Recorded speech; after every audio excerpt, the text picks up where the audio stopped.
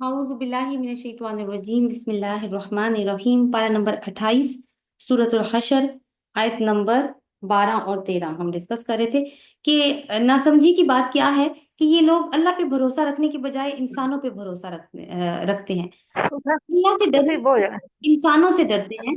तो असल में क्या है कि रोजा कौन सा मुनाफिकी है? की वजह से, मैं अगर आप लोगों का माइक म्यूट करती हूँ तो प्लीज आप लोग उसको अनम्यूट खुद ना किया करें।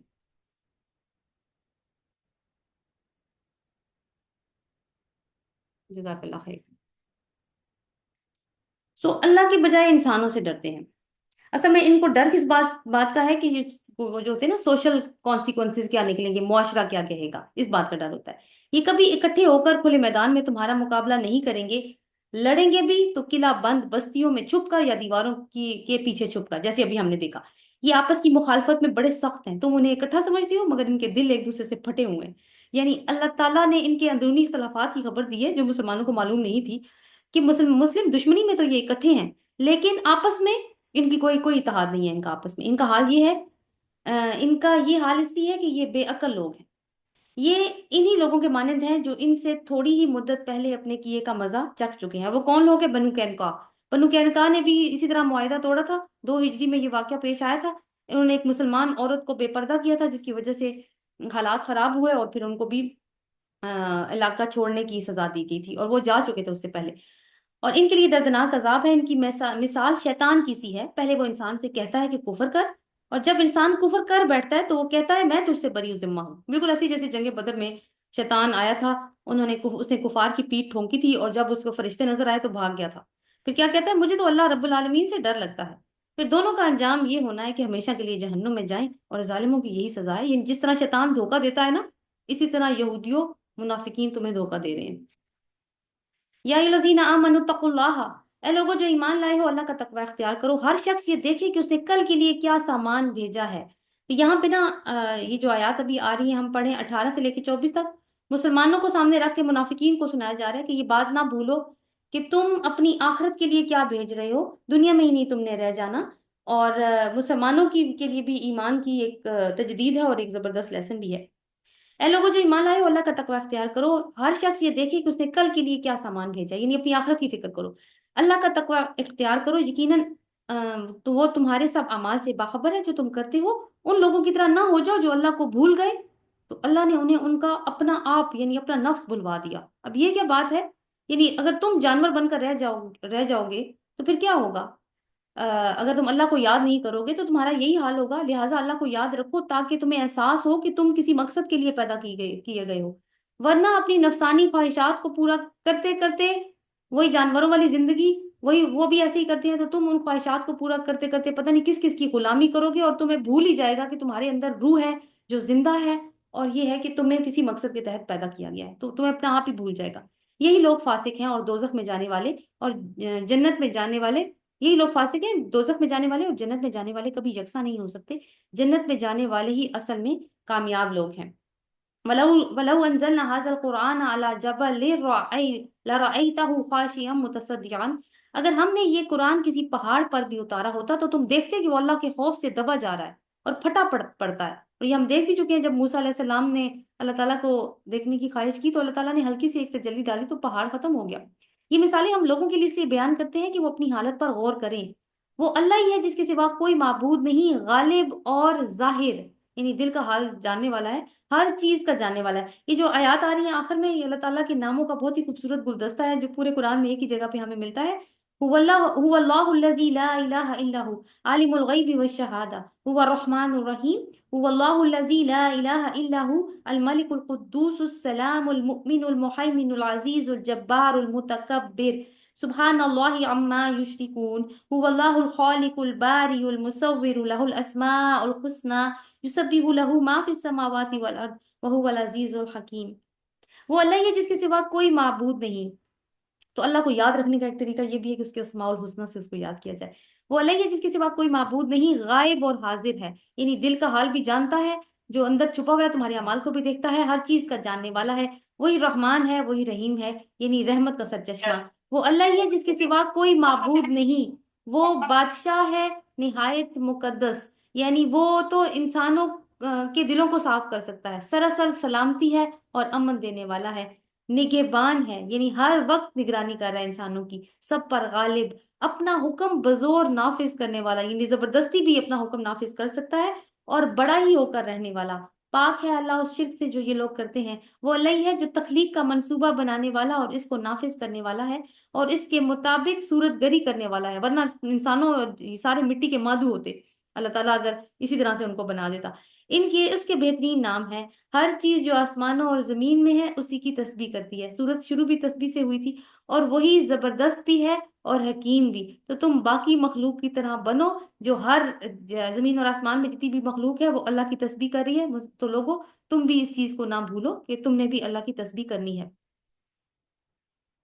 اگلی صورت ہے سورہ ممتحنہ۔ بسم اللہ الرحمن الرحیم، یا ایھا الذین آمنوا لا تتخذوا عدوی وعدوکم اولیاء تلقون الیہم بالمودۃ وقد کفروا بما جاءکم من الحق، صدق اللہ العظیم۔ اللہ کے نام سے جو بے انتہا مہربان اور رحم فرمانے والا ہے۔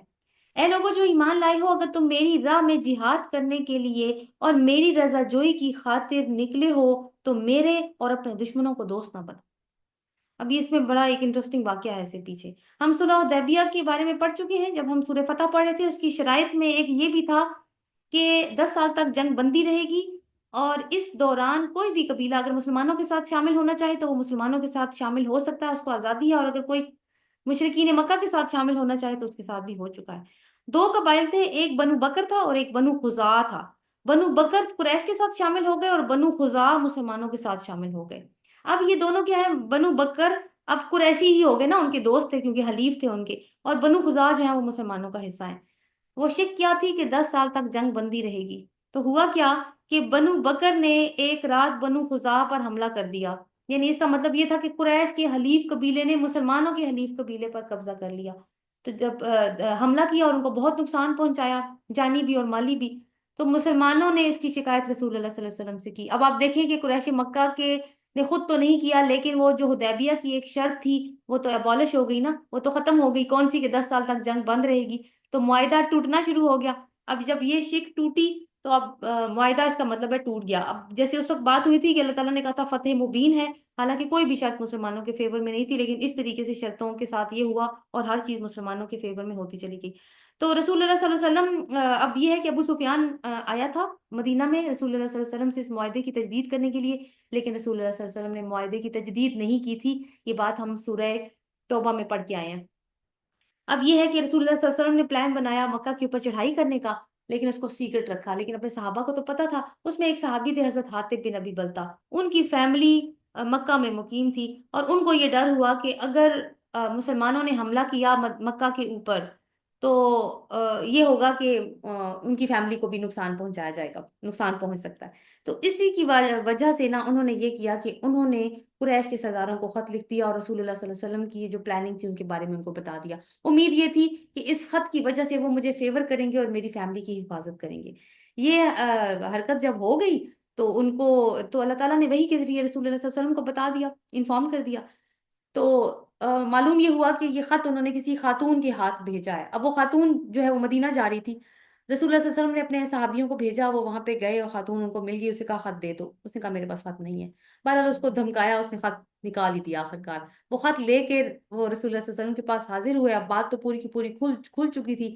حضرت عمر بن خطاب کا یہ کہنا تھا کہ ان کی گردن اڑا دی جائے، انہوں نے تو غداری کی ہے، لیکن رسول اللہ صلی اللہ علیہ وسلم نے کہا کہ نہیں، بدری صحابوں کی خطائیں تو بدری صحابیوں کی خطائیں تو اللہ تعالیٰ پہلے ہی معاف کر چکے ہیں، اور حضرت حاتب بن ابی بلتہ جنگ بدر میں شامل تھے۔ تو لیکن یہ ہے کہ ان کی کوئی اس طرح کی نیت نہیں تھی، کوئی غداری نہیں کی انہوں نے، بس جو بات اصل تھی وہ میں نے آپ کے سامنے یہاں پہ رکھ دی، اسی کے اوپر پھر یہ آیات نازل ہوئی ہیں۔ دوبارہ سے دیکھتے ہیں، اے لوگوں جو ایمان لائے ہو، اگر تم میری راہ میں جہاد کرنے کے لیے اور میری رضا جوئی کی خاطر نکلے ہو تو میرے اور اپنے دشمنوں کو دوست نہ بناؤ۔ تم ان کے ساتھ دوستی کی طرح ڈالتے ہو، حالانکہ جو حق تمہارے پاس آیا ہے اس کو ماننے سے وہ انکار کر چکے ہیں، اور ان کی روش یہ ہے کہ رسول کو اور خود تم کو صرف اس قصور پر جلا وطن کرتے ہیں کہ تم اپنے رب اللہ پر ایمان لائے ہو۔ تم چھپا کر ان کو دوستانہ پیغام بھیجتے ہو، حالانکہ جو کچھ تم چھپا کر کرتے ہو اور جو اعلانیہ کرتے ہو ہر چیز کو میں خوب جانتا ہوں۔ جو شخص بھی تم میں سے ایسا کرے گا وہ یقیناً راہ راست سے بھٹک گیا۔ ان کا رویہ تو یہ ہے کہ اگر تم پر قابو پا جائیں تو تمہارے ساتھ دشمنی کریں اور ہاتھ اور زبان سے تمہیں نقصان پہنچائیں۔ وہ تو یہ چاہتے ہیں کہ تم کسی طرح کافر ہو جاؤ۔ قیامت کے دن نہ تمہاری رشتہ داریاں کسی کے کام آئیں گی، نہ تمہاری اولاد۔ اس روز اللہ، یعنی جن کی خاطر تم نے یہ خط لکھا ہے، بات تو وہی ہو رہی ہے کہ یہ رشتہ داریاں اور اولاد تمہارے کسی کام نہیں آئیں گی، اس روز اللہ تمہارے درمیان جدائی ڈال دے گا، وہی اعمال کا دیکھنے والا ہے۔ یعنی جو رشتے ناطے پچھلی صورت میں بھی ہم نے پڑھے، وہ ایمان کی وجہ سے ہیں، اگر ایمان نہیں لائی ہوئی فیملی تو جدائی تو پڑی جائے گی آخر میں جا کے۔ تو بہت ہی ڈانٹ کا انداز ہے یہاں پر۔ اس کے بعد اللہ تعالیٰ نے ایک مثال کے ذریعے بھی بات سمجھائی، 4 سے 7 تک وہ مثال آ رہی ہے کہ حضرت ابراہیم علیہ السلام کا طریقہ اپناؤ، جنہوں نے مشرکین سے مکمل اعلان برات کر دیا تھا، ہجرت کر کے گئے تو پیچھے مڑ کے بھی نہیں دیکھا۔ قد كانت لكم اسوة حسنة في ابراہیم والذین معه اذ قالوا لقومهم انا براء منكم ومما تعبدون۔ تم لوگوں کے لیے ابراہیم اور اس کے ساتھیوں میں ایک اچھا نمونہ ہے، انہوں نے اپنی قوم سے کہہ دیا کہ ہم تم سے اور تمہارے ان معبودوں سے جن کو تم اللہ کو چھوڑ کر پوجتے ہو قطعی بیزار ہیں، ہم نے تم سے کفر کیا ہے۔ یعنی ہم تمہارے معبودوں کا، تم نے ڈھیر سارے معبود بنا رکھے ہیں، ہم ان سے کفر کرتے ہیں، ہمارا تو ایک ہی رب ہے، اور ہمارے اور تمہارے درمیان ہمیشہ کے لیے عداوت ہو گئی اور بیر پڑ گیا جب تک تم اللہ واحد پر ایمان نہ لاؤ۔ یعنی یہ ابراہیم علیہ السلام نے کس وجہ سے اعلان برات کیا ہے کہ تم مشرک ہو اور ہم جو ہیں وہ توحید پرست ہیں، ہمارے درمیان میں کامن کچھ ہے ہی نہیں، سو ہمارا تم سے اعلان برات ہے۔ مگر ابراہیم کا اپنے باپ سے یہ کہنا اس سے مستثنا ہے کہ میں آپ کے لیے مغفرت کی دعا کروں گا اور اللہ سے آپ کے لیے کچھ حاصل کر لینا یہ میرے بس میں نہیں ہے۔ اس کے بارے میں ہم ڈسکشن کر چکے ہیں، جب اللہ تعالیٰ نے ان کو بتا دیا کہ وہ اللہ کا دشمن ہے تو پھر انہوں نے دعا کرنی چھوڑ دی تھی۔ اور ابراہیم اور اصحاب ابراہیم کی یہ دعا تھی، یہ دعا بھی بہت خوبصورت ہے، آیت نمبر 4 میں دیکھیے، آیت نمبر 4 کے اینڈ پہ دیکھنا پڑے گا۔ ربنا علیک توکلنا وإلیک انبنا وإلیک المصیر ربنا لا تجعلنا فتنة للذین کفروا واغفر لنا ربنا انک انت العزیز الحکیم۔ آیت نمبر 5 پوری اور آیت نمبر 4 کا آخری حصہ ہے۔ کیا دعا کی ہے انہوں نے؟ اے رب ہمارے، تیرے ہی اوپر ہم نے بھروسہ کیا اور تیری ہی طرف ہم نے رجوع کر لیا اور تیرے ہی حضور ہمیں پلٹنا ہے۔ اے ہمارے پروردگار، ہمیں کافروں کے لیے فتنہ نہ بنا، اور اے ہمارے رب ہمارے قصوروں سے درگزر فرما، بے شک تو ہی زبردست اور دانا ہے۔ کافروں کے لیے فتنہ بنانے کا کیا مطلب ہو سکتا ہے؟ فتنے کی صورتیں مختلف ہو سکتی ہیں کہ کافر اگر غالب آ جائیں اور کہیں کہ چونکہ ہم حق پر تھے اس لیے غالب آئے ہیں، تو لوگوں میں یہی میسج جائے گا کہ ٹھیک ہے یہی لوگ ٹھیک تھے، انہی کا دین اپنانا چاہیے، یہ فتنہ بن جائے گا۔ اہل ایمان پر ظلم کریں کافر اگر، اور پھر ان کو دین سے پھیرنے کی کوشش کریں، تو یہ بھی فتنہ بن جائے گا مسلمانوں کے لیے۔ اور مسلمانوں کے اندر ایسے اخلاقی پستیاں آ جائیں کہ کافر کہیں کہ ان سے بہتر تو ہم ہیں، جیسے ابھی حالات ہیں۔ تو یہ آج دیکھیں اسلام کیوں بدنام ہے، ہمارے اپنے کرداروں کی وجہ سے بدنام ہے۔ ہم نے کون سی مثال سیٹ کی ہے ایسی کہ لوگ ہمیں فالو کریں؟ سو یہ ہم نے اپنے دین کے لیے خود ہی فتنہ کریٹ کر لیا۔ تو یہ دعا انہوں نے مانگی کہ ہمیں کافروں کے لیے فتنہ نہ بنا، اور اے ہمارے رب ہمارے قصوروں سے درگزر فرما، بے شک تو ہی زبردست اور دانا ہے۔ انہی لوگوں کے طرز عمل میں تمہارے لیے اور ہر اس شخص کے لیے نمونہ ہے جو اللہ اور روز آخر کا امیدوار ہو۔ کیا کہ شرک اور توحید اکٹھے نہیں ہو سکتے، اور دوستی کس کی بنیاد پر ہے؟ صرف ایمان کی بنیاد پر ہے۔ اس سے کوئی منحرف ہو تو اللہ بے نیاز اور اپنی ذات میں آپ محمود ہے۔ تو نمونہ تو بہترین ہے، لیکن عمل کون کرے گا؟ وہی جو اپنے ایمان میں پکا ہوگا اور اللہ پہ توکل کرتا ہوگا۔ بعید نہیں کہ اللہ کبھی تمہارے اور ان کے درمیان میں محبت ڈال دے جن سے آج تم نے دشمنی مول لی ہے۔ اللہ بڑی قدرت رکھتا ہے، وہ غفور الرحیم ہے۔ یہ بات اللہ تعالیٰ نے اس لیے کی ہے کہ اب کچھ پہلے تو ڈانٹ کے انداز تھا، اب کچھ امید کا انداز ہے کہ ہو سکتا ہے، ایسا بھی ہو سکتا ہے، دل تو اللہ کے ہاتھوں میں ہے، کہ وہ لوگ ایمان لے آئیں اور پھر تمہارے ساتھ ہی شامل ہو جائیں۔ آگے جو آیات ہیں 8 اور 9، اس میں یہ ہے کہ کن غیر مسلموں سے دوستی ہو سکتی ہے اور کن سے نہیں ہو سکتی۔ لا ینہاکم اللہ عن الذین لم تقاتلوکم فی الدین۔ اللہ تمہیں اس بات سے نہیں روکتا کہ تم ان لوگوں کے ساتھ نیکی اور انصاف کا برتاؤ کرو جنہوں نے دین کے معاملے میں تم سے جنگ نہیں کی اور تمہیں تمہارے گھروں سے نہیں نکالا۔ اللہ انصاف کرنے والوں کو پسند کرتا ہے۔ یعنی سارے غیر مسلم تمہارے دشمن نہیں ہیں، تو اپنے دین کا چہرہ نہ بگاڑو۔ تمہارے دشمن وہی ہوں گے جو تم سے خود بڑھ کر جنگ کریں گے اور تمہیں نقصان پہنچائیں گے، تمہیں تمہارے گھروں سے نکالیں گے، اور جو نہیں کر رہے وہ تمہارے دشمن نہیں ہیں۔ وہ تمہیں جس بات سے روکتا ہے وہ تو یہ ہے کہ تم ان لوگوں سے دوستی کرو جنہوں نے تم سے یعنی جس بات سے روک رہا ہے یہ وہ بات ہے کہ تم ان لوگوں سے دوستی کرو جنہوں نے تم سے دین کے معاملے میں جنگ کی ہے اور تمہیں تمہارے گھروں سے نکالا ہے، اور تمہارے اخراج میں ایک دوسرے کی مدد کی ہے، یعنی تمہیں نکالنے میں بھی ایک دوسرے کی مدد کی ہے۔ ان سے جو لوگ دوستی کریں گے وہی لوگ ظالم ہیں۔ یعنی کن سے دوستی نہیں رکھنی؟ جو مسلمانوں کے دشمن ہیں، ان سے جنگیں لڑتے ہیں، معصوم مسلمانوں کو ان کے گھروں سے نکالتے ہیں، اور اس کام میں جو ان کی مدد کرتے ہیں، چاہے وہ فوجی طاقت کے ساتھ کریں یا چاہے وہ اسلحے کی طاقت کے ساتھ کریں، یا چاہے کوئی ان کو ایموشنلی پروٹیکٹ کریں یا پھر کوئی اور کسی طریقے کی مدد دیں، سفارتی مدد دیں، تو وہ سارے کیا ہیں، وہ مسلمانوں کے دشمن ہوں گے۔ یا ایھا الذین آمنوا اذا جاءکم المؤمنات مہاجرات فامتحنوہن۔ اب 10 سے 12 تک جو آیات آ رہی ہیں، کچھ خواتین ہیں جو مکہ سے ہجرت کر کے مدینہ آ گئی تھیں، اب ان کے ساتھ کیا معاملات ہوں گے۔ صلح حدیبیہ کی ایک اور شق ٹوٹ گئی، وہ کیا؟ انہوں نے یہ شرط رکھی تھی کہ مکہ سے کوئی بھی مسلمان ہو کے مدینہ جائے گا تو مدینہ والے اسے واپس کر دیں گے، لیکن اگر مدینہ سے کوئی مکہ آ گیا تو مکہ والے اسے واپس نہیں کریں گے۔ اب ہوا کیا کہ خواتین نے مسلمان ہو کے مکہ سے مدینہ جانا شروع کر دیا، تو کفار نے مطالبہ کیا کہ ان کو واپس کریں، لیکن جب شرط دیکھی گئی تو وہاں تو مردوں کا نام تھا، وہاں تو عورتوں کا ذکر ہی نہیں تھا، اس لیے یہ والی شرط بھی شک بھی ٹوٹ گئی۔ سو اب ان کو ایکسیپٹ کیا جا رہا تھا یہاں پہ جب وہ مدینہ میں آ رہی تھی۔ ان کے سے اب ان کے ساتھ کیا معاملات ہوں گے، اس پہ آیات آ رہی ہیں۔ اے لوگوں جو ایمان لائے ہو، جب مومن عورتیں ہجرت کر کے تمہارے پاس آئیں تو جانچ پڑتال کر لو۔ کیا جانچ پڑتال کرنی ہے؟ کہ وہ مومن بھی ہیں یا نہیں ہیں، اور ان کے ایمان کی حقیقت تو اللہ ہی بہتر جانتا ہے۔ یعنی جانچ پڑتال میں یہ بھی ہوگا کہ کہیں ایسا تو نہیں کہ شوہر سے لڑ کے یہاں پہ آ گئی ہیں اور کہتی ہیں کہ میں مدینہ جا رہی ہوں، ایک جگہ تو مل ہی گئی ہے، یا یہ کہ کوئی جاسوسی کی خاطر بھی آ سکتا ہے یا کچھ کسی اور دشمنی کی خاطر۔ تو تحقیق کر لو، یعنی تحقیق جتنی بھی تم کر سکتے ہو اتنی کر لو جتنی تمہارے قدرت میں ہے، باقی تو معاملات اللہ ہی جانتا ہے، دل کے حالات ایمان تو اللہ ہی جانتا ہے۔ پھر جب تمہیں معلوم ہو جائے کہ وہ مومن ہے تو انہیں کفار کی طرف واپس نہ کرو، نہ وہ کفار کے لیے حلال ہے اور نہ کفار ان کے لیے حلال ہے۔ اب وہ دار الہجرت میں آ چکی ہیں، ان کے نکاح ٹوٹ گئے ہیں، اور مسلمان خاتون کا اور کافر مرد کا ویسے بھی نکاح نہیں ہو سکتا، نہیں ہوتا، یعنی وہ ختم ہو جاتا ہے پھر۔ نہ وہ کفار کے لیے حلال ہے اور نہ کفار ان کے لیے حلال ہے۔ ان کے کافر شوہروں نے جو مہر ان کو دیے تھے وہ انہیں واپس کر دو، اور ان سے نکاح کر لینے میں تم پر کوئی گناہ نہیں ہے جب کہ تم ان کے مہر ادا کرو۔ یعنی اب مسلمانوں تمہیں اب آ گئی ہیں تو تم ان سے نکاح کر سکتے ہو، اس کی اجازت دی جا رہی ہے، لیکن اب یہ ہے کہ وہ مجبور ہیں، ان کے پاس گھر بار نہیں ہے، تو اس بات کا فائدہ نہیں تم نے اٹھانا، مہر ادا کرنے ہیں، یہ نکاح کی شرط ہے۔ لیکن جو ان کے کافر شوہروں نے ان کو مہر دیے تھے وہ تم نے ان کو واپس کرنے ہوں گے۔ اور تم خود بھی کافر عورتوں کو اپنے نکاح میں روک کے نہ رکھو، جو مہر تم نے اپنی کافر بیویوں کو دیے تھے وہ تم ان سے واپس مانگ لو۔ ویسے تو نہیں مانگ سکتے لیکن اس سچویشن میں مانگ سکتے ہیں۔ اور جو مہر کافروں نے اپنی مسلمان بیویوں کو دیے تھے انہیں وہ واپس مانگ لیں، یہ اللہ کا حکم ہے، وہ تمہارے درمیان فیصلہ کرتا ہے، وہ علیم ہے اور حکیم ہے۔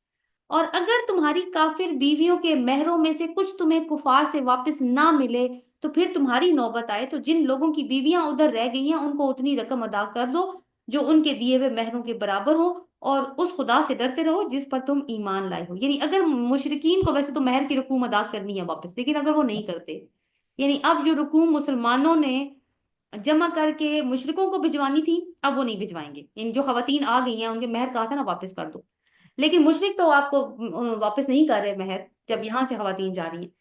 تو اب یہ کرو کہ تمہیں چونکہ اب نہیں مل رہا تو اب تم لوگ رقوم جو تم نے ان کو بھجوانی تھی وہ تم اب ان کو نہ بھجواؤ، اب تم ان مسلمانوں کو بانٹ دو جنہوں نے ابھی نکاح کرنا ہے اور انہوں نے ابھی مہر ادا کرنے ہیں، تو وہ ان میں دے دو، اب ان کو واپس نہ کرو۔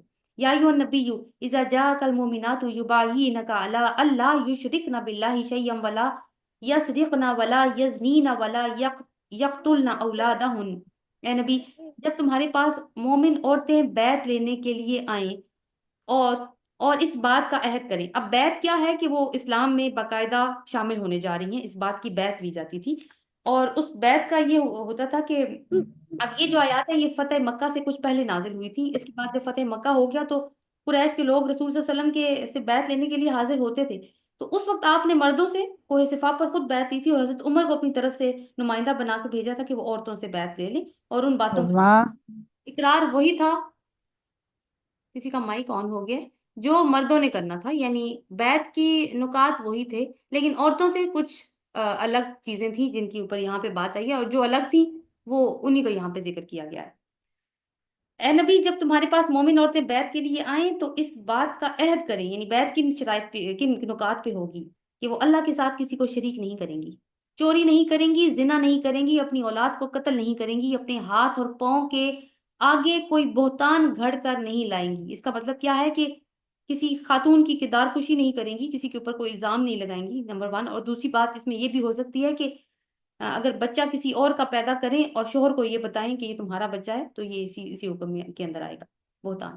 اور کسی امر معروف میں تمہاری نافرمانی نہیں کریں گی۔ امر معروف یعنی رسول نے تو ان کو کسی منکر کا حکم تو دینا ہی نہیں ہے، لیکن یہاں پہ یہ بات خاص طور پہ کی گئی ہے کہ امر معروف میں یعنی نیک باتوں میں پیروی کرنی ہے. تو رسول نے تو غلط کام کا حکم نہیں دینا، لیکن اگر شوہر یا کوئی اور گھر کا بڑا یا فرد غلط بات کی پیروی کا حکم دے تو پھر عورت نہیں مانے گی. کیونکہ اگر رسول کی پیروی صرف معروف میں کرنی ہے تو باقیوں کا اندازہ آپ خود کر لیں. اور معروف کیا ہے؟ معروف وہی ہے کہ جو ہمیں قرآن بتاتا ہے، تو جتنا قرآن زیادہ پڑھیں گے اتنا ہی معروف کا ہمیں آئیڈیا بھی ہوتا چلا جائے گا. تو ان سے بیعت لے لو اور ان کے حق میں دعائیں مغفرت کرو، یقیناً اللہ درگزر فرمانے والا اور رحم کرنے والا ہے. یا ایھا الذین آمنوا لا تتولوا قوما غضب اللہ علیہم قد یئسوا من الآخرۃ کما یئس الکفار من اصحاب القبور. اے لوگوں جو ایمان لائے ہو، ان لوگوں کو دوست نہ بناؤ جن پر اللہ نے غضب فرمایا ہے. مغضوب علیہم کون؟ یہود، جو آخرت سے اسی طرح مایوس ہیں جس طرح قبروں میں پڑے ہوئے کافر مایوس ہیں. اصل مغضوب علیہم میں مشرکین بھی شامل ہو سکتے ہیں. تو اہل یہود اور کافروں سے دوستی نہ کرو، آخر میں یہی بات کی گئی ہے. اور سورہ کے شروع میں بھی یہی مضمون تھا کہ ان کے ساتھ دوستی نہ کرو، اور آخر میں بھی یہی ہے کہ اپنے رشتہ داروں کو دوبارہ دیکھنے کی تمہاری اتنی خواہش نہیں ہونی چاہیے کہ تم اس طرح کی حرکتیں کرنی شروع کر دو. تو کیونکہ یہ قبروں میں اس لیے لیٹے ہوئے ہیں کیونکہ یہ مایوس ہو چکے ہیں ہر چیز سے، ان کے دل مردہ ہو چکے ہیں اور یہ کوئی بات قبول نہیں کرتے. نیکسٹ ہماری سورہ ہے سورہ صف. بسم اللہ الرحمن الرحیم. سبح للہ ما فی السماوات و ما فی الارض وہو العزیز الحکیم. یا ایھا الذین آمنوا لما تقولون ما لا تفعلون. یہ جتنی بھی مسبحات ہیں، جن صورتوں کا آغاز سبح یا یسبح سے ہو رہا ہے، ان کو مسبحات کہتے ہیں. یہ مدینہ میں نازل ہوئی ہیں، اور جو جیسے ہم نے کل بات کی تھی کہ وہ لوگ ان کے زیادہ مخاطب ہیں جو ابھی نئے نئے اسلام میں داخل ہوئے ہیں، ان کی وہ ٹریننگ بھی نہیں ہوئی ہوئی جو باقی اصحاب کی ہو چکی ہے.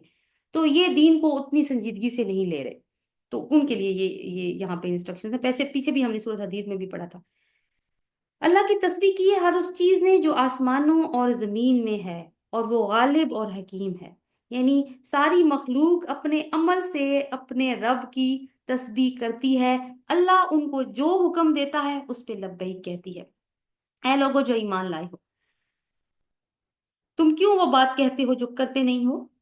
یعنی تم سبحان اللہ صرف منہ سے ہی، زبان سے ہی کہتے ہو، دل میں تم اس کا عمل تو نہیں کرتے کہ واقعی پاک ہے اللہ تعالیٰ ہر احتیاج سے. اللہ کے نزدیک یہ سخت ناپسندیدہ حرکت ہے کہ تم وہ بات کہو جو تم کرتے نہیں ہو. دوبارہ سے اللہ تعالیٰ نے دہرائی ہے یہ والی بات کہ یہ بات اللہ تعالیٰ کو بالکل بھی پسند نہیں ہے کہ تم بولو کچھ اور کرو کچھ. تو ہر مسلمان نے اپنے آپ سے یہ سوال کرنا ہے کہ جب انسان کے اوپر اندر ایمان آ جائے تو پھر وہ وہی کچھ کرتا ہے جو اللہ تعالیٰ کا حکم ہوتا ہے. جو ایسا نہیں کرتا، پھر جن کے قول و فعل میں تضاد ہوتا ہے، وہ کون ہے؟ ان کے بارے میں ہم پڑھ چکے ہیں.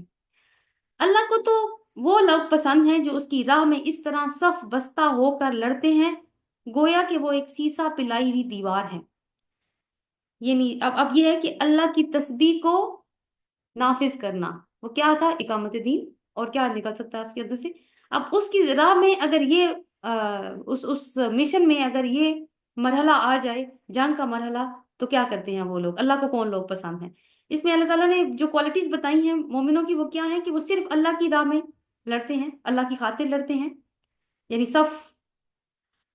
دوسری بات یہ ہے کہ ڈسپلن ہے ان کے اندر، اور سیسا پلائی ہوئی دیوار کا مطلب ہے کہ ان کے اندر اتحاد موجود ہے. تو یہی مسلم امت سے ایکسپیکٹیشن کی جاتی ہے کہ وہ کسی بھی ملک میں رہنے والے ہوں. اب تو بہت زیادہ ملک بن گئے ہیں مسلمانوں کے، لیکن اللہ تعالیٰ کو پسند کیا ہے کہ جب ضرورت آئے تو تم ایک صف بن جاؤ اور اس طرح لڑو جیسے سیسا پلائی ہوئی دیوار ہوتے ہیں. وَإِذْ قَالَ مُوسَىٰ لِقَوْمِهِ يَا قَوْمِ لِمَا تُؤْذُونَنِي وَقَدْ تَعْلَمُونَ أَنِّي رَسُولُ اللَّهِ إِلَيْكُمْ. اور یاد کرو موسیٰ کی وہ بات جو اس نے اپنی قوم سے کہی تھی کہ اے میری قوم کے لوگوں، تم کیوں مجھے اذیت دیتے ہو حالانکہ تم خوب جانتے ہو کہ میں اللہ کا رسول ہوں. اب ویسے تو بہت زیادہ اذیتیں ہم دیکھ چکے ہیں کہ یہ حضرت موسیٰ علیہ السلام کو دیا کرتے تھے، تنگ کرتے تھے ہر طرح سے، لیکن یہاں پہ خاص طور پر وہ موقع بھی مراد ہو سکتا ہے جب ان کو جہاد کا حکم دیا اور انہوں نے انکار کر دیا. جب اللہ تعالیٰ نے کہا کہ فلسطین کی سرزمین تمہارے لیے لکھ دی گئی ہے، بس تم اسے جہاد کے ذریعے حاصل کر لو، تو انہوں نے موسیٰ علیہ السلام سے کہا تھا کہ تم جاؤ، تم لڑو، اور تمہارا خدا، ہم تو یہیں بیٹھے. تو یہ بھی اذیت تھی موسیٰ علیہ السلام کے لیے بہت بڑی. حالانکہ تم خوب جانتے ہو کہ میں تمہاری طرف اللہ کا بھیجا ہوا رسول ہوں. مگر پھر جب انہوں نے ٹیڑھ اختیار کی، فَلَمَّا زَاغُوا أَزَاغَ اللَّهُ قُلُوبَهُمْ وَاللَّهُ لَا يَهْدِي الْقَوْمَ الْفَاسِقِينَ. لیکن جب انہوں نے ٹیڑھ اختیار کی تو اللہ نے ان کے دل ٹیڑھے کر دیے. اللہ فاسقوں کو ہدایت نہیں دیتا. یعنی خود ٹیڑھے راستوں پہ جانا چاہیں گے تو پھر اللہ تعالیٰ ان کو نہیں روکتا، کیونکہ اپنی مرضی سے جا رہے ہیں نا. اللہ نے تو دونوں راستے بتا دیے انسان کو، پارٹیاں بھی دونوں بتا دی، حزب الشیطان اور حزب اللہ. تو اللہ تعالیٰ ان کو روکتا نہیں ہے، بلکہ کیا کرتا ہے، پھر ان کے دلوں کو مزید ٹیڑھا کرنا شروع کر دیتا ہے. جس ڈگر پہ انسان چلتا ہے پھر اللہ تعالیٰ اسی راستے میں اس کو آسانی دینی شروع کر دیتا ہے. تو مسلمانوں کو یہاں پہ ایک طرح سے خبردار کیا جا رہا ہے کہ اپنے رسول کے ساتھ وہ روش اختیار نہ کرو جو موسیٰ علیہ السلام کی قوم نے ان کے ساتھ کی تھی. ان کے تو دل سخت ہو چکے تھے، اور وہ پتھروں سے بھی زیادہ سخت تھے. اور دلوں کی سختی کا ایمان سے کیا تعلق ہے؟ جتنا دل سخت ہوگا اتنا ایمان کم ہوگا. اور یاد کرو عیسیٰ ابن مریم کی وہ بات جو اس نے کہی تھی کہ اے بنی اسرائیل، میں تمہاری طرف اللہ کا بھیجا ہوا رسول ہوں. انی رسول اللہ علیکم مصدقا لما بین یدی من التوراۃ ومبشرا برسول یاتی من بعد اسمہ احمد. اور یاد کرو عیسیٰ ابن مریم کی وہ بات جو اس نے کہی تھی کہ اے بنی اسرائیل، میں تمہاری طرف اللہ کا بھیجا ہوا رسول ہوں، تصدیق کرتا ہوں اس تورات کی جو مجھ سے پہلے آئی ہوئی ہے، اور بشارت دینے والا ہوں ایک رسول کی جو میرے بعد آئے گا، جس کا نام احمد ہوگا. احمد کون ہے؟ حضرت محمد صلی اللہ علیہ وسلم. ان کی والدہ نے ان کا نام، جب وہ پیدا ہوئے تھے تو ان کی والدہ نے ان کا نام احمد رکھا تھا، اور ان کے جو دادا ہیں انہوں نے ان کا نام محمد رکھا تھا. تو بنی اسرائیل کی یہاں پہ آپ دیکھیں کہ ایک دوسری نافرمانی کا ذکر، پہلے وہ ایک نافرمانی انہوں نے کی جو حضرت موسیٰ علیہ السلام نے کی تھی. اب حضرت عیسیٰ علیہ السلام بھی بنی اسرائیل کے پاس آئے ہیں. انہوں نے کیا نافرمانی کی کہ رسول کی تو وہ بشارت دے کے گئے تھے، لیکن انہوں نے ان کو نہیں مانا. جب وہ ان کے پاس کھلی کھلی نشانیاں لے کر آئے تو انہوں نے کہا یہ تو سری دھوکا ہے. اب بھلا اس شخص سے بڑا ظالم اور کون ہوگا جو اللہ پر جھوٹا بہتان باندھے، یعنی اللہ کے کلام کو جھٹلایا، اس کے نبی کو جھٹلا دیا، حالانکہ اسے اسلام کی دعوت دی جا رہی ہو. ایسے ظالموں کو اللہ تعالیٰ ہدایت نہیں دیا کرتا. تو عیسیٰ علیہ السلام کی بھی وہی دعوت تھی جو رسول اللہ صلی اللہ علیہ وسلم دے رہے ہیں، مگر ان پر کثیر لوگ ایمان نہیں لائے. تو بعد کے زمانوں میں پھر انہوں نے اپنی راہ گم کر دی. تو مسلمانوں، تم بھی ایسے نہ ہو جانا. اور ایسے نہ ہونے کی کیا وہ ایک سلوشن ہو سکتا ہے؟ ایسے نہ ہو جانا، تم صف بنا کر رکھنا، آپس میں متحد رہنا. یہ لوگ اپنے منہ منہ کی پھونکوں سے اللہ کے نور کو بجھانا چاہتے ہیں. یریدون لیطفئوا نور اللہ بافواہہم واللہ متم نورہ ولو کرہ الکافرون. یہ لوگ اپنے منہ کی پھونکوں سے نور کو بجھانا چاہتے ہیں. سورۃ توبہ میں بھی یہ مضمون آیا تھا کہ یہ لوگ چاہتے ہیں کہ اللہ کے نور کو پھونکوں سے بجھا دیں، اور اللہ کو یہ بات منظور نہیں ہے، مگر صرف یہ کہ اپنے نور کا اہتمام کر کے رہے گا چاہے کافروں کو کتنا ہی برا لگے. یہ سورۃ توبہ کی آیت نمبر 43 تھی. تو یہ اپنے منہ سے انہیں پروپیگنڈے اس طرح کے کرنا چاہتے ہیں کہ اللہ تعالیٰ کے نور کو بجھا دیں، جو مشن رسول اللہ صلی اللہ علیہ وسلم لے کر نکلے ہیں اس کو ختم کر دیں. اور اللہ کا فیصلہ یہ ہے کہ وہ اپنے نور کو پورا کر کے رہے گا، خواہ کافروں کو کتنا ہی ناگوار ہو. وَلَوْ كَرِهَ الْكَافِرُونَ. وہی تو ہے، وَالَّذِي أَرْسَلَ رَسُولَهُ بِالْهُدَىٰ وَدِينِ الْحَقِّ لِيُظْهِرَهُ عَلَى الدِّينِ كُلِّهِ وَلَوْ كَرِهَ الْمُشْرِكُونَ. وہی تو ہے جس نے اپنے رسول کو ہدایت اور دین حق کے ساتھ بھیجا. ان رسول کا مقصد بعثت پھر سے بتایا جا رہا ہے تیسری دفعہ یہاں پہ، تاکہ اسے پورے کے پورے دین پر غالب کر دے، خواہ مشرکین کو یہ کتنا ہی ناگوار گزرے. تو تمہارے قول و فعل میں مسلمانوں تضاد ہوگا. تم وہ بات کرو گے جو بات تم کہتے ہو جو تم کرتے نہیں ہو. اگر ایسا رہا تو پھر تم رسول کا مشن کیسے پورا کرو گے؟ پھر تو تم ویسے ہی ہو جاؤ گے جیسے بنی اسرائیل کے لوگ تھے. اے لوگوں جو ایمان لائے ہو، میں بتاؤں تم کو وہ تجارت. اب دیکھیں، پہلے اللہ تعالیٰ نے کہا مجھے کون لوگ پسند ہیں جو صف میں کس طریقے سے لڑتے ہیں. پھر رسول کے مشن کی بات ہوئی، اور یہاں پہ مدنی دور چل رہا ہے. اور مدنی دور جو ہے وہ اس مرحلے میں داخل ہو گیا ہے جہاں پہ قتال کا مرحلہ شروع ہو چکا ہے. اے لوگوں جو ایمان لائے ہو، میں بتاؤں تم کو وہ تجارت جو تمہیں عذاب علیم سے بچائے. ایمان لاؤ اللہ اور اس کے رسول پر، اور جہاد کرو اللہ کی راہ میں اپنے مالوں سے اور اپنی جانوں سے. یہی تمہارے لیے بہتر ہے اگر تم جانو. کن سے بات کریں؟ اللہ تعالیٰ مسلمانوں سے بات کر رہے ہیں. اللہ تمہارے گناہ معاف کر دے گا اور تم کو ایسے باغوں میں داخل کرے گا جن کے نیچے نہریں بہتی ہوں گی، اور ابدی قیام کی جنتیں، ان میں بہترین گھر تمہارے لیے عطا فرمائے گا. یہ ہے بڑی کامیابی. تو اللہ کے ساتھ تجارت کیا ہے؟ کہ ایمان لانا ہے اللہ اور اس کے رسول پر، اور جہاد کرنا ہے اس کی راہ میں اپنی مالوں سے بھی اور اپنی جانوں سے بھی. اور جہاد میں قتال کا مرحلہ بعد میں آتا ہے. جہاد کا مطلب ہے کہ ہر ممکن کوشش کرنی ہے، اپنا پورا پوٹینشیل یوٹیلائز کرنا ہے اللہ تعالیٰ کے دین کو پھیلانے کے لیے. اور اور مقصد وہی ہے لیظہر علی الدین کلہ، کہ اس کو غالب کرنا ہے تمام ادیان کے اوپر. اللہ کی طرف سے نصرت، اور قریب ہی میں وہ فتح حاصل ہونے والی. یعنی ایک تو جنت کی بات اللہ تعالیٰ نے کی کہ یہ بڑی کامیابی، اور دوسری وہ چیز جو تم چاہتے ہو وہ بھی تمہیں دے گا. اللہ کی طرف سے نصرت اور قریب ہی حاصل ہو جانے والی فتح، کیونکہ یہ بھی انسان کی ایک کمزوری ہے کہ اسے فتح بھی چاہیے ہوتی ہے. اے نبی صلی اللہ علیہ وسلم، اہل ایمان کو اس کی بشارت دے دو. اے لوگوں جو ایمان لائے ہو، یا الذین آمنوا کونوا انصار اللہ کما قال عیسی ابن مریم للحواریین من انصاری الی اللہ قال الحواریون نحن انصار اللہ. اے لوگوں جو ایمان لائے ہو، اللہ کی مددگار بنو. سورہ فتح میں بھی یہ بات ہوئی تھی نا، تم اللہ کی مدد کرو گے تو وہ تمہاری مدد کرے گا. جس طرح عیسیٰ ابن مریم نے حواریوں کو خطاب کر کے کہا تھا کہ کون ہے اللہ کی طرف بلانے میں میرا مددگار، تو حواریوں نے کہا تھا ہم ہیں اللہ کے مددگار۔ کیا ہم یہ دعویٰ آج کر سکتے ہیں کہ ہم اللہ کے مددگار ہیں؟ یہ صدا تو بلند ہو رہی ہے، ہم چاہے اپنے کان بند رکھیں۔ اس وقت بنی اسرائیل کا ایک گروہ ایمان لایا اور دوسرے نے انکار کر دیا۔ پھر پھر ہم نے ایمان لانے والوں کی ان دشمنوں کے مقابلے میں تائید کی اور وہی غالب ہو کر رہے، یعنی حزب اللہ نے انکار کیا اور حزب اللہ نے اقرار کیا، اور حزب اللہ نے اس کا حزب الشیطان نے اس کا انکار کیا، دونوں آپس میں ایک دوسرے کے سامنے۔ اور رسول اللہ صلی اللہ علیہ وسلم کی جو سٹرگل ہے وہ اس کے وہ بھی اسی طرح کی ہے کہ ان کے مشن میں کون ہے انصاری جو رسول اللہ صلی اللہ علیہ وسلم کے ساتھ داخل شامل ہو، تو وہ کون ہوں گے؟ وہ وہی ہوں گے جو صف بنا کے لڑتے ہیں اور ایسے جیسے سیسا پلائی ہوئی دیوار ہوتے ہیں۔ اگلی صورت ہے جی سورہ جمعہ۔ اب یہ ہے کہ اس صف بندی کے لیے جو تیاری ہوگی اس کی ٹریننگ انسان کہاں سے لے گا؟ تو یہ ویکلی پریپریٹری سیشنز ہیں مسلمانوں کے لیے، جس میں جمعے کا خطبہ دیا جاتا ہے اور اس میں قرآن کے ساتھ نصیحت کی جاتی ہے۔